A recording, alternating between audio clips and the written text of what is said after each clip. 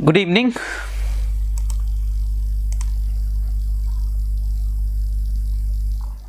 We are live.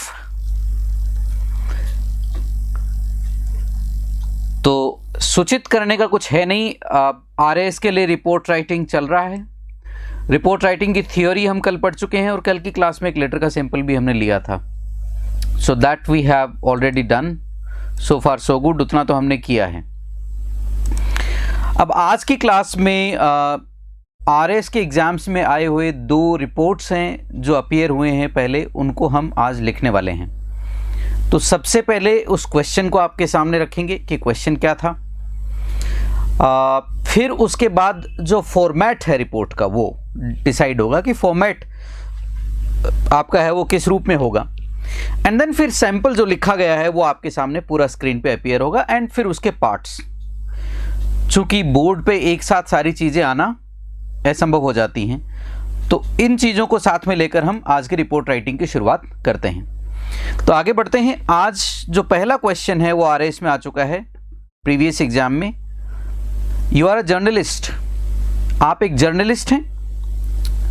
Right a report, आपको एक report लिखनी है on the incidents of chain snatching. आपके इलाके में चेन स्नेचिंग बहुत हो रही है।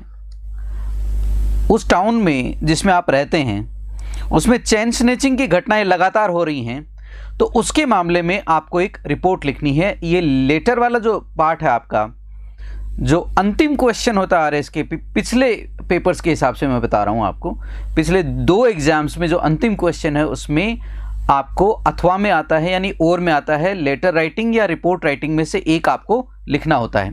तो उसमें आया हुआ क्वेश्चन है। तो उसके लिए हम नमस्कारम भीरा जी, हम लिख रहे हैं रिपोर्ट आज की। तो इस रिपोर्ट का देखिए, ये जर्नलिस्ट जो रिपोर्ट लिखते हैं इसका बहुत सिंपल फॉर्मेट होता है। इसमें कोई ज़्यादा बड़ी गणित नहीं होती। आपको नाम लिखना है शहर का, जिस शहर से आप रिपोर्ट कर रहे हैं, एंड उसके साथ में आप कुछ और चीज़ें लिख सकते हैं। From our staff reporter, from our news correspondent. From our तो हमेशा रहेगा, आर न्यूज़ कॉरेस्पॉन्डेंट है, फ्रॉम आर स्पेशल कॉरेस्पॉन्डेंट है, ऐसा कुछ आप लिखेंगे।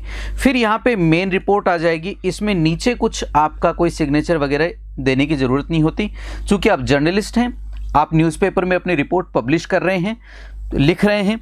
अब आपका सोर्स जो है वो कुछ भी हो सकता है। आपका न्यूज़ कॉरेस्पॉन्डेंट से हो सकता है, स्टाफ रिपोर्ट से हो सकता है, या कोई स्पेशल कॉरेस्पॉन्डेंट अगर किसी लोकेशन पे जहाँ घटना घटी है वहाँ पर गया हुआ है उसको कवर करने के लिए, तो उसका रेफरेंस आपको देना ज़रूरी होता है। कई बार ऐसा होता है, जैसे आप कह सकते हैं फ्रॉम आर स्टाफ रिपोर्टर, जैसे यहाँ पे आया है हमारे स्टाफ रिपोर्टर की तरफ से कोई है, तो स्टाफ रिपोर्टर का आप नाम भी लिख सकते हैं। जैसे कोई राकेश कुमार हैं जो आपके वहाँ से रिपोर्ट कर रहे हैं, तो from our staff reporter mister Rakesh Kumar, आप उसका नाम भी दे सकते हैं। या from our special correspondence mister Deepak, ऐसा भी कुछ नाम, या दीप्ति, जो भी आपका एक नाम जो लिखा हो, जो भी आपका वहाँ पे कॉरेस्पॉन्डेंट इवेंट पे उपलब्ध हो, उसका नाम भी आप लिख सकते हैं। नाम लिखेंगे ज़्यादा अपीलिंग रहेगा, क्योंकि नाम लिखना पर्सनल हो जाता है और रिपोर्टर के लिए मोटिवेशन का काम भी करता है। ये दूसरा इंपॉर्टेंट फैक्टर है जो आपको ध्यान में रखना है। अब ये आता है आपका जो मैंने लिखा है आपके लिए, चूँकि इसका फ़ॉन्ट बहुत छोटा है, स्क्रीन रोक के एक बार आप देख लीजिए। अगर इसका नोट्स आपको बनाना हो तो आप जो बड़े फ़ॉन्ट वाला जो पार्ट आता है बोर्ड का, उस पे जाकर बनाइएगा। ये रिपोर्ट लिखी गई है जयपुर से 31 जनवरी 2021 को, और हमारे स्टाफ कॉरेस्पॉन्डेंट है, उन्होंने रिपोर्ट हमें भेजी है। ये दो चीज़ें आप दिमाग में रखिएगा। स्टाफ कॉरेस्पॉन्डेंट ने भेजी है, इस डेट को जयपुर में रिपोर्ट लिखी गई है। So please be careful with it. तो यहाँ पे फिर ये रिपोर्ट हमने लिखी है, यहाँ पे ये ओवर हो जाती है। लगभग 150-155 वर्ड्स के आसपास की ये रिपोर्ट है जो आप देख के लिख सकते हैं। तो 150 रिपोर्ट्स का आता है जनरली कि 150 वर्ड्स में आपको लिखनी है, तो यहाँ पे 150 वर्ड से कुछ 2, 4, 5 शब्द आगे पीछे हो सकते हैं। ये आपका पहला रिपोर्ट का सैंपल है। उसके बाद आगे बढ़ते हैं कि लिखा क्या हुआ है।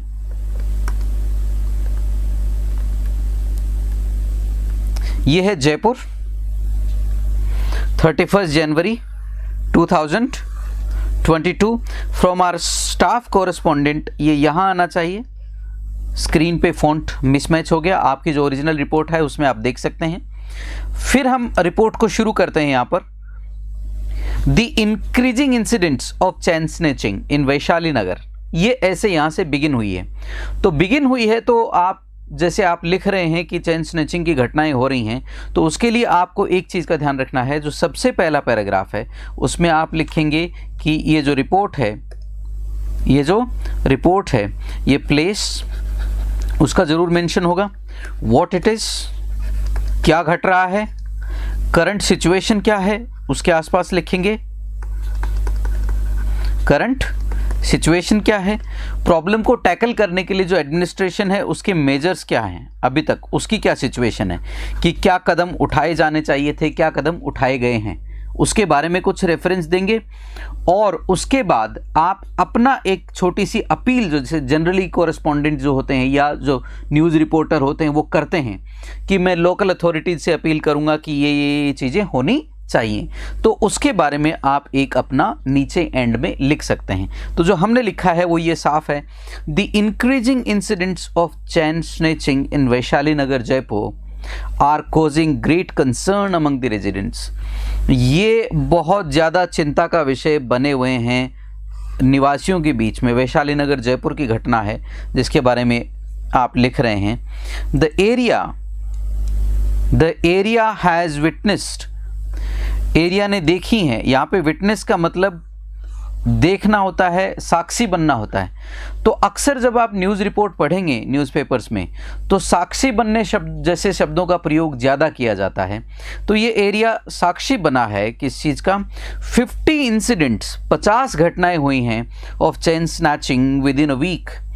चैन स्नैचिंग की 50 घटनाएं हुई हैं एक हफ्ते में इस एरिया में।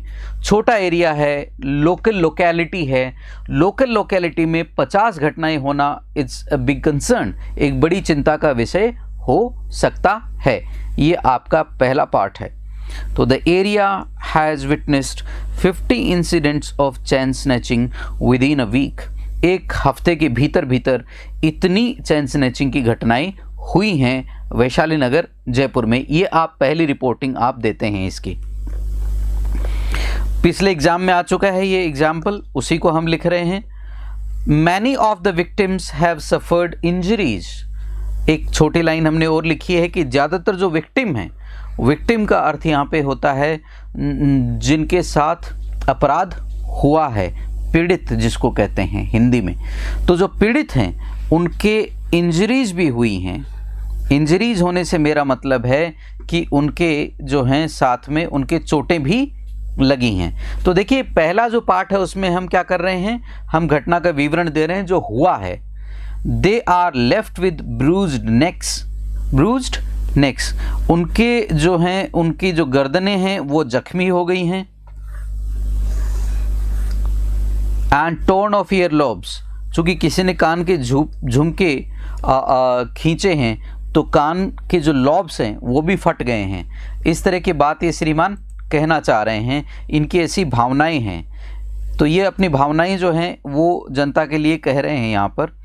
This has caused panic among the women, ये स्थिति ने औरतों के बीच में डर भर दिया है, महिलाओं के बीच में डर भर दिया है। ऐसी सिचुएशन है उस एरिया में।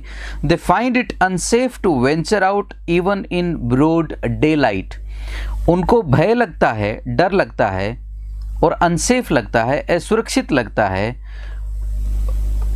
दिन दहाड़े बाहर जाना भी। तो ये कहना चाह रहे हैं श्रीमान कि सिचुएशन इतनी ख़राब है कि महिलाएं दिन दहाड़े भी बाहर नहीं जा रही हैं। जो हमारे दिन दहाड़े का जो आता है उसको ब्रॉड डे लाइट कहते हैं। तो ये ऐसे टर्म्स जो न्यूज़पेपर में रोज़ाना पब्लिश होती हिंदी के, दिन दहाड़े ये हुआ, दिन दहाड़े वो हुआ, तो उसके लिए ब्रॉड डे लाइट शब्द का प्रयोग आप करेंगे तो उससे रिफ्लेक्ट होगा कि आप न्यूज़ को ट्रैक करते हैं, न्यूज़ पढ़ते रहते हैं, आपको उसकी जानकारी है। तो कुछ ऐसी टर्मिनोलॉजी होती है रिपोर्टिंग में जो आपको पता होनी चाहिए, जो क्लैरिटी आपके दिमाग में होनी चाहिए कि हाँ इस तरह की जो वर्डिंग्स है उसका प्रयोग किया जाता है न्यूज़पेपर में। जैसे हमें बहुत बार सुनने को मिलता है दिन दहाड़े हत्या हुई, ये हुआ वो हुआ, तो आप ऐसी सिचुएशन में आप ब्रॉड डे लाइट शब्द का प्रयोग कर सकते हैं। इसका मतलब भी होता है दिन दहाड़े। The season sees a lot of festivities and marriages. ये जो सीज़न अभी चल रहा है जिसमें घटनाएं हुई हैं, ये अक्सर क्या होता है, ये उत्सवों का और जो शादी ब्याह का मौसम होता है। ये चूँकि ऐसी घटनाएं तब ज़्यादा होती हैं जब कोई शादी ब्याह हो रहे होते हैं, लोग ज्वेलरी पहन के बाहर निकल रहे होते हैं, ऐसी परिस्थिति में ऐसी घटनाएं होने की संभावना ज़्यादा रहती है। तो आप मेंशन कर रहे हैं this season sees a lot of festivities and marriages. शादियाँ बहुत होती हैं। Families go out to grace the occasion wearing expensive jewellery. जो परिवार होते हैं वो जाते हैं। ग्रेस द ओकेजन का मतलब होता है समारोह में सम्मिलित होने। समारोह में सम्मिलित होने, समारोह को की शान बढ़ाने के लिए जो शब्द हैं वो इंग्लिश लैंग्वेज में हम यूज़ करते हैं ग्रेस द ओकेजन। तो इन शब्दों का आप विशेष ध्यान रखें। ग्रेस द ओकेजन शब्द का प्रयोग हम करते हैं। तो ये एक पार्ट है। This season sees a lot of festivities and marriages. Families go out to grace the occasion wearing expensive jewellery. Expensive jewellery पहन के, ज्वेलरी से अपना मतलब है यहाँ पे हम कह रहे हैं गहने वगैरह। तो ज़्यादातर जो लोग हैं वो महंगे गहने पहनकर इन ओकेजन्स पे जाते हैं। तो ये हमें एक पार्ट है जिसका ध्यान रखना है। अगला है इट अट्रैक्ट्स थीव्स। ये चोरों को आकर्षित करता है। ठीक है, तो आप रिमाइंड करवाना चाह रहे हैं अथॉरिटीज़ को न्यूज़पेपर रिपोर्टिंग के थ्रू कि ऐसी क्या परिस्थिति है कि इस सीज़न में ऐसी घटनाएं ज़्यादा हो रही हैं। तो आप इम्पार्शियल होकर ये भी लिखते हैं कि इस सीज़न में फेस्टिविटी ज़्यादा होती हैं, लोग शादी समारोह में अटेंड करने जाते हैं, एक्सपेंसिव ज्वेलरी पहन रखी होती है, उसकी वजह से वहाँ चोर आसपास ज़्यादा घूमते रहते हैं। They are roaming everywhere with a sense of impunity. Sense of impunity का हिंदी में अर्थ होता है जिसको सज़ा का कोई भय ना हो। जिसको सज़ा का कोई भय नहीं हो उसको हम कहते हैं सेंस ऑफ इम्प्यूनिटी। तो 2-4 शब्द हैं, broad day light, shoot out, sense of impunity, criminal activities, hotbed of criminal activities. इस तरह की शब्दावली का आप प्रयोग कर सकते हैं while writing a report on any criminal activity which is going on in your area. आपके एरिया में जो भी कोई भी क्रिमिनल एक्टिविटी अगर चल रही है, you can use these few words. आप ऐसे कुछ चंद शब्दों का प्रयोग करते हैं जो दे डिफाइन और दे show that you have the technical knowledge also. आप न्यूज़ को सीरियसली ट्रैक करते हैं, न्यूज़पेपर के सीरियस रीडर हैं। जितना अच्छा आप लिखेंगे उतना ही हाई स्कोर आने के चांसेस रहते हैं, और जितना अच्छा स्कोर उतनी अच्छी पोजीशन।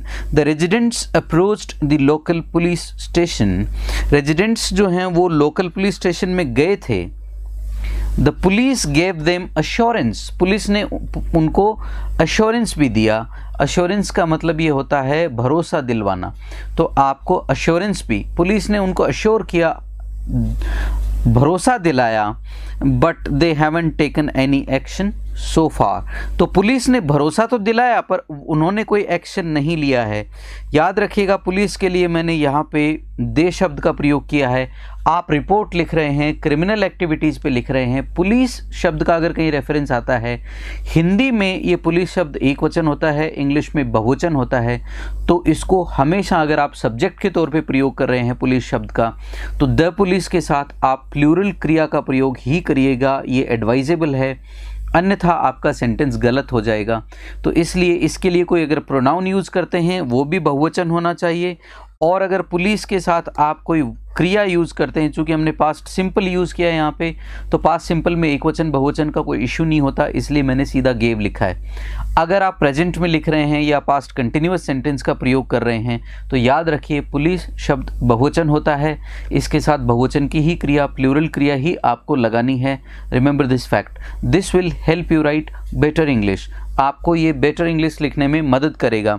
इसलिए जब भी ऐसे शब्दों का प्रयोग हो, पुलिस हुआ, ये हुआ, आर्मी सिंगुलर भी हो सकता है, प्लूरल भी हो सकता है, दैट्स अ डिफरेंट केस। लेकिन चूंकि क्रिमिनल एक्टिविटीज़ की, सोसाइटी से जुड़ी हुई एक्टिविटीज़ की बात हो रही है, तो यहाँ पे पुलिस शब्द का प्रयोग हम कर रहे हैं, ये बहुवचन के तौर पे होगा। इसके लिए हमने प्रोनाउन दे का प्रयोग यहाँ पे किया है। Remember this fact. अब है the situation is not going to improve. परिस्थिति जो है वो इम्प्रूव नहीं होने वाली है unless the police increase patrolling the streets. Police जो है वो पेट्रोलिंग करे, पेट्रोलिंग ऑफ द स्ट्रीट्स, या police starts patrolling the streets. Increase, अब देखिए यहाँ पे पुलिस स्टार्ट हम यूज़ कर रहे हैं, इंक्रीज यहाँ पे हमने SEIS नहीं लगाया क्योंकि हमारा सब्जेक्ट पुलिस बहुवचन है। The situation is not going to improve unless the police increase patrolling the street. Police जो है वो बढ़ाती नहीं है पेट्रोलिंग की स्ट्रीट की। The police must arrest the culprits. Police को दोषियों को अरेस्ट करना आवश्यक है। टू एले द फियर्स, टू एले द फियर्स का मतलब होता है भय को कम करना।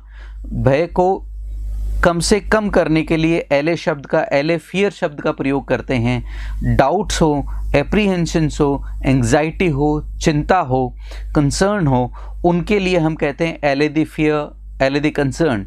तो इस तरीके से एले शब्द का प्रयोग करते हैं। And restore faith in the law and order, और साथ में ही जो लॉ एंड ऑर्डर है उसमें लोगों का भरोसा वापस जगाए।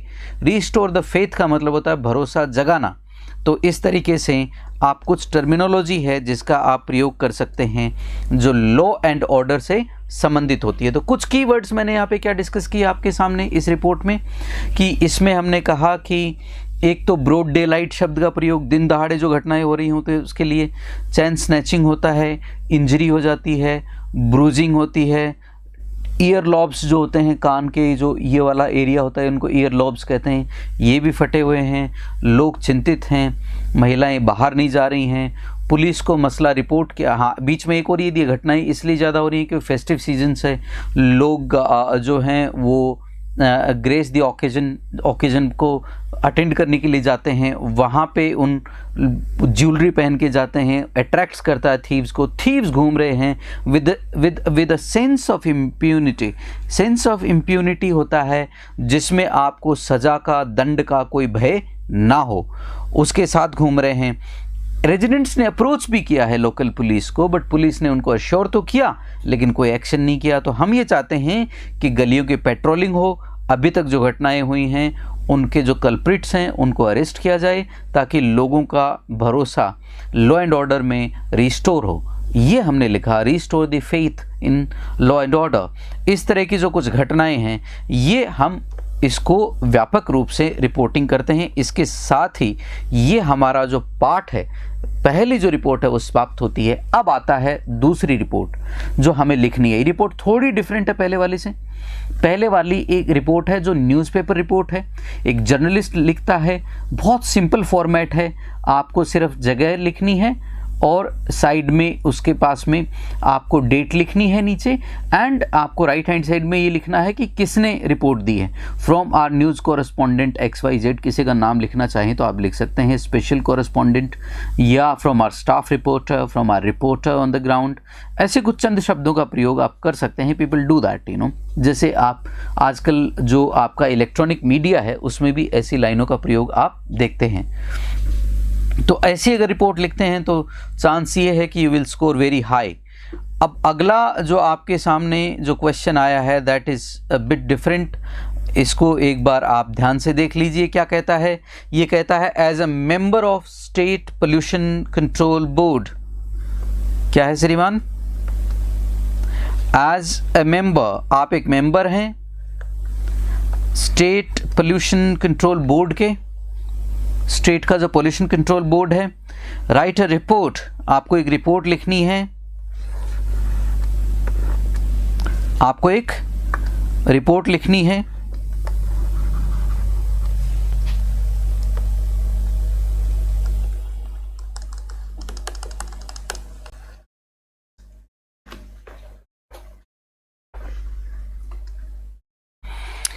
Right a report on the level of air pollution, air pollution के लेवल पे आपको रिपोर्ट लिखनी है।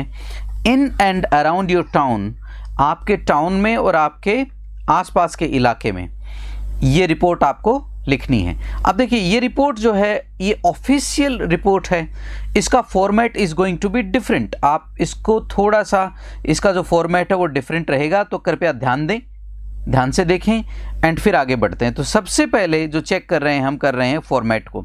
ये हमारा फॉर्मेट है श्रीमान। फॉर्मेट क्या है? कौन लिखने वाला है? फ्रॉम। अब फ्रॉम में आप क्या लिखेंगे? आप अपना नाम नहीं लिखेंगे, डिपार्टमेंट का नाम लिखेंगे। डिपार्टमेंट कौन सा है, डिस्ट्रिक्ट कौन सा है जहां से रिपोर्ट लिखी जा रही है, प्लेस का नाम। अब यहाँ पे जरूरी नहीं डिस्ट्रिक्ट हो, तहसील लेवल से भी कोई रिपोर्ट लिखी जा सकती है। आप एक किसी कार्यालय में कार्यकारी अधिकारी हैं वहाँ पे लोकल, तो लोकल कार्यकारी अधिकारी तहसील लेवल पे, पंचायत लेवल पे भी हो सकता है। तो आपका जैसा वहाँ पे नाम हो, उस जगह का नाम, डिस्ट्रिक्ट हो, भले ही तहसील हो, भले कोई भी एरिया हो जहाँ पे आप, वहाँ पे आप विराजमान हैं, जहाँ पे आप पदस्थ हैं, उसका नाम आप लिख सकते हैं। फिर जिसको लिख रहे हैं उसका यहाँ पे आएगा टू। क्या आएगा श्रीमान? टू। किसको आप लिख रहे हैं? एंड जैसे आप डायरेक्टर को लिख रहे हैं, किसको लिख रहे हैं श्रीमान? डायरेक्टर। और डायरेक्टर के नीचे आप लिखेंगे डिपार्टमेंट का नाम।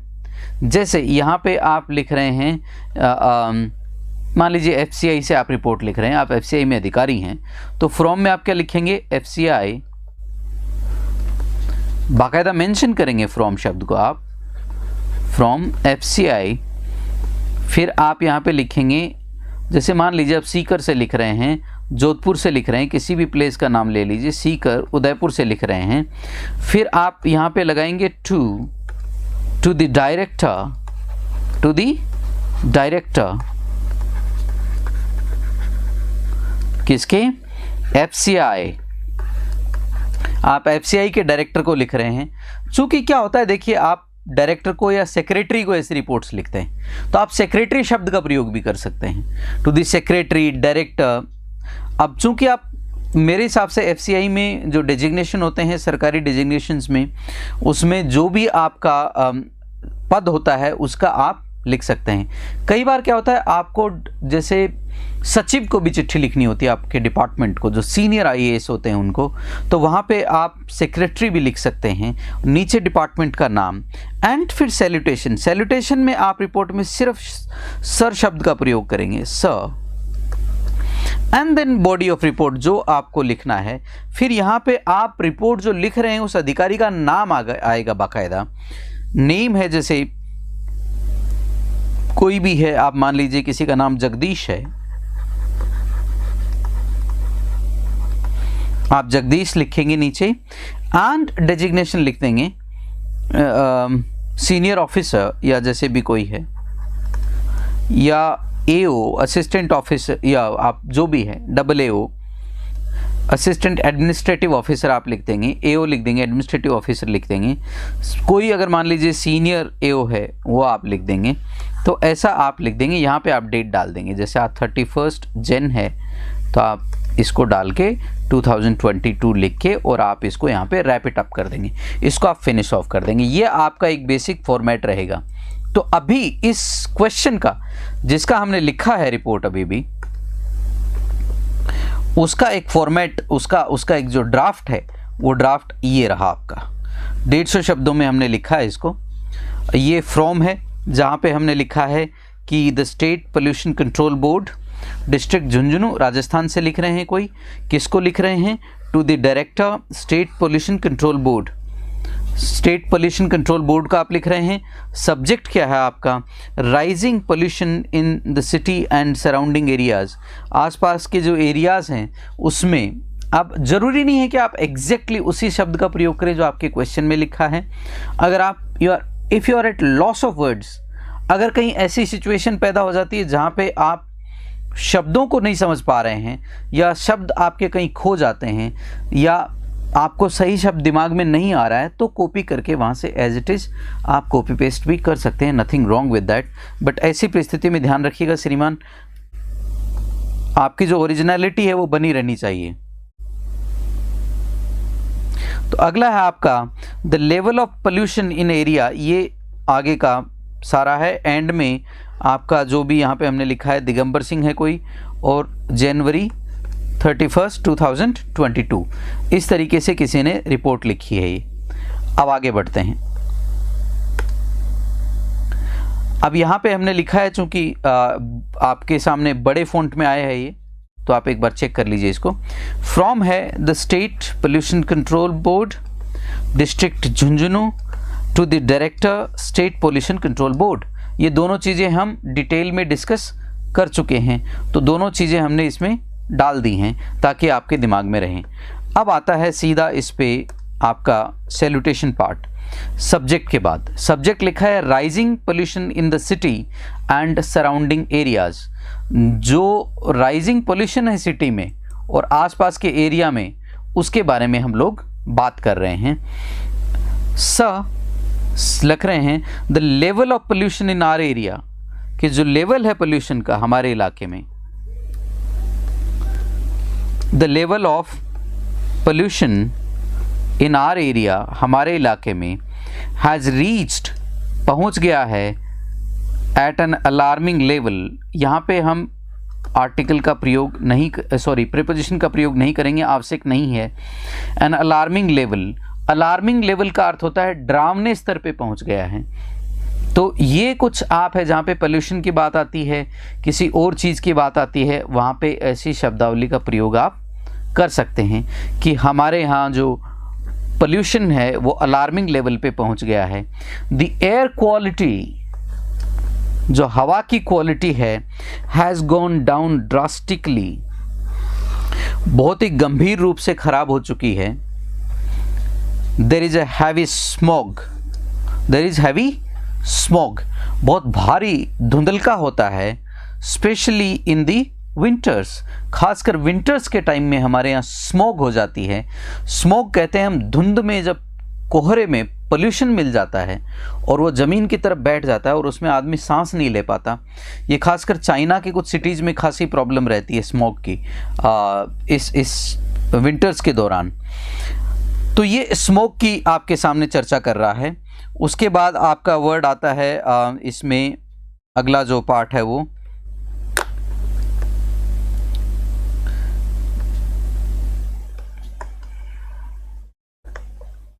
The Suez. स्वेज होते हैं सिवरेज का जो पानी होता है, इसको स्वेज कहते हैं, सिवेज नहीं, Suez. Is polluting the water supply of the city. जो स्वेज है वो पोल्यूट कर रहा है वाटर सप्लाई को, यानी सीवर का जो पानी है, सिवरेज का जो पानी है, गटर का जो पानी, जिसे हम गटर का पानी कहते हैं, वो पानी की सप्लाई को भी ख़राब कर रहा है। कहीं ना कहीं ऐसा हो रहा है कि सिवरेज का पानी उसमें मिल रहा है। The garbage mixed with plastic waste, जो कूड़ा करकट है वो प्लास्टिक के कचरे के साथ मिलके हैज़ एग्जासरबेटेड द सिचुएशन फर्दर, उसने स्थिति को और बद से बदतर बना दिया है। तो एग्जासरबेट का मतलब होता है स्थिति को बद से बदतर बना देना। तो ये आप एक इस पार्ट का इस्तेमाल कर सकते हैं कि भैया परिस्थिति क्या है वहाँ पे। परिस्थिति ये है कि आपका जो स्वेज है वो पोल्यूट कर रहा है, साथ में प्लास्टिक है वो गार्बेज में मिल रहा है कूड़े करकट में, और कूड़े करकट में मिलके स्थिति को और ज़्यादा बद से बदतर बना रहा है। ये आपको लिखना है इसमें जो पहला पार्ट है उसमें। Apart from vehicular emission, apart from vehicular, अब पोल्यूशन का, एयर पोल्यूशन का खासकर सोर्स होता है वो व्हीक्यूलर पोल्यूशन होता है, व्हीकल से निकला हुआ धुआं वगैरह, उसका एक पोल्यूशन का मेन रीज़न होता है। The unauthorised units in the area, unauthorised industrial units, हमारे यहाँ पे बहुत सारी ऐसी यूनिट्स चल रही हैं जो अनऑथराइज्ड हैं। अनऑथराइज्ड से मेरा मतलब है वो, उनको अथॉरिटी नहीं है, फिर भी वो उस एरिया में ऑपरेट कर रही हैं। कुछ इंडस्ट्री लगी हुई है जो रेजिडेंशियल इलाके में है, वो भी वहाँ पे पोल्यूशन का मेन कारण है। A matter of serious concern, ये भी गंभीर चिंता का विषय हैं। The poor drainage, poor drainage का मतलब होता है जल निकास। तो जो किसी शहर में जल निकास का जो साधन होते हैं या जल निकास की जो प्रणाली होती है उसको ड्रेनेज सिस्टम कहते हैं। चूँकि पोल्यूशन की बात हो रही है तो ये शब्द आएंगे, emission, drainage, Suez, garbage, pollutants, air pollutants, emission, vehicles, ये कुछ शब्द आएंगे। तो इन शब्दों के आसपास आपको अपनी कहानी बुननी है। ये शब्द शामिल करिए, हाय विधि, ये शब्द शामिल करिए आप, और उसके बाद आप आराम से आप एक ड्राफ्ट तैयार कर पाएंगे जो रिफ्लेक्ट करेगा कि आपको इस पूरे मामले की गंभीर जानकारी है। The poor drainage and waste management system is also an issue, कि जो पुअर ड्रेनेज है, पुअर ड्रेनेज के साथ साथ पुअर वेस्ट मैनेजमेंट सिस्टम भी है, वो भी एक बड़ा गंभीर मसला है। तो ये आपको यहाँ पर लिखना है। कुछ चीज़ें हैं ये रिपोर्ट में हमने डाली हैं। अब इसके नतीजे क्या हो रही हैं और उस नतीजे को निपटने के लिए आप क्या कर रहे हैं। इसके नतीजे ये हो रहे हैं, it is causing a lot of health hazards, health hazard बन रहे हैं, लोगों के हेल्थ के लिए खतरा बन रहे हैं। For the residents of the city, जो सिटी के रेजिडेंट्स हैं उनके लिए। द एल्डर्स एंड किड्स, जो बड़े बुजुर्ग हैं और जो छोटे बच्चे हैं, आर प्रोन टू, उनको भय है ये चीज़ होने का, या प्रोन टू का अर्थ होता है जिसके साथ कुछ घटित हो सकता है। Pulmonary disease and other biogenic disease, तो आप क्या कैसे हैं, पल्मोनरी का मतलब होता है श्वास से संबंधित बीमारियां, श्वसन की बीमारियां जो है वो फेफड़ों से संबंधित बीमारियां वो हो सकती हैं। एंड बायोजेनिक डिजीज़, बायोजेनिक से मेरा मतलब है जैव जनित बीमारियां। अगर आपका वाटर पॉल्यूटेड है, आपका एयर पॉल्यूशन है, तो उससे दोनों तरह की बायोजेनिक डिजीज़ भी हो सकती हैं, या फिर आपके एक्सटर्नल फैक्टर से जो लाइफस्टाइल डिजीज़ हैं वो भी आपको हो सकती हैं। दोनों तरह की डिजीज़ का खतरा एनी टाइम बना रहता है। It is urged that the industrial units be forced to evict the residential area, तो ये आपसे अर्ज किया जाता है। अब देखिए, अर्ज का मतलब होता है गुजारिश करना। अब यहाँ पे मैंने सीधा शुड की जगह बी फोर्स्ड का, तो जब भी आप सेंटेंस में सब्जेक्टिव का प्रयोग करते हैं, जब भी आप ये दर्शाते हैं कि अथॉरिटीज़ कुछ करें या आप चाहते हैं कि कुछ हो जो नहीं घटित हुआ, इसको हम कहते हैं सब्जेक्टिव।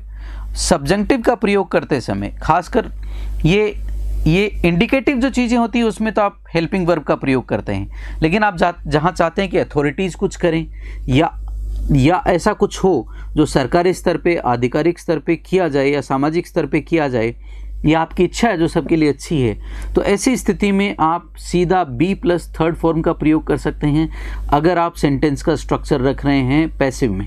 तो जनरली आपको देखने को मिलेगा जो रिपोर्टिंग होती है या जो ऑफिशियल लेटर्स होते हैं उसमें ऐसी भाषा का सब्जेक्टिव्स का प्रयोग अक्सर किया जाता है, प्रेजेंट सब्जेक्टिव का खासकर, जहाँ पे रिफ्लेक्ट होता है कि आप चाहते हैं, आपका इंटेंट है, आपकी विश है, डिज़ायर है, या लोगों की डिज़ायर है कि कुछ हो। ऐसी परिस्थिति में आप ऐसी शब्दावली का प्रयोग करते हैं।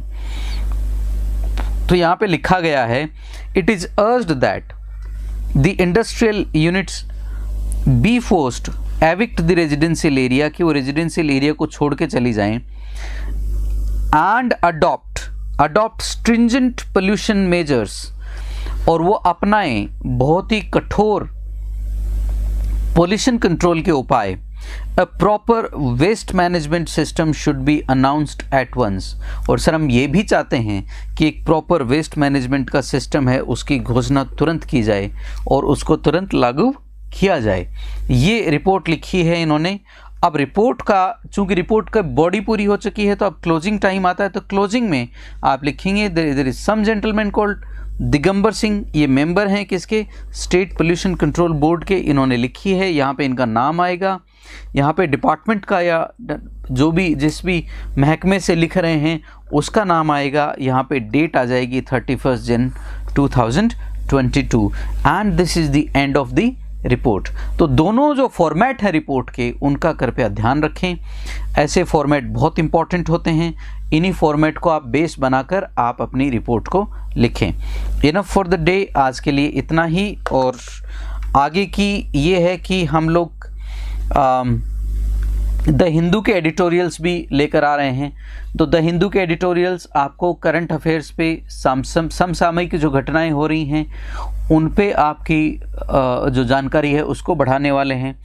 खासकर जो बच्चे कम्पिटिटिव एग्ज़ाम्स की तैयारी कर रहे हैं, जिनके रीडिंग कॉम्प्रीहेंशन से संबंधित क्वेश्चन आते हैं, बैंकिंग वाले हैं, क्लैट वाले हैं, कैट वाले हैं, एसएससी सीजीएल वाले हैं, यूपीएससी वाले हैं, इनके लिए ये 2 हिस्सों में मदद करने वाला है। 1, ये आपका रीडिंग कॉम्प्रीहेंशन सुधारेगा। दूसरा, ये आपके जो करंट अफेयर्स हैं, जो जनरल स्टडीज़ हैं, उसमें मदद करेगा। थर्ड, अगर मैं आपसे कहूँ इन 2 के अलावा जो तीसरी चीज़ है, जो इम्पोर्टेंट वर्ड्स हैं, ईडियम्स हैं, फ्रेजेस हैं, उनको भी लर्न करने में आपकी मदद करेगा। तो इसकी शुरुआत करेंगे। मैं अपने वीडियोज़ को शेयर करूँगा और आप भी लोगों के साथ इसको ज़्यादा से ज़्यादा शेयर करें। This is what exactly I want. Thank you so much. May God bless you all. नमस्कार, धन्यवाद।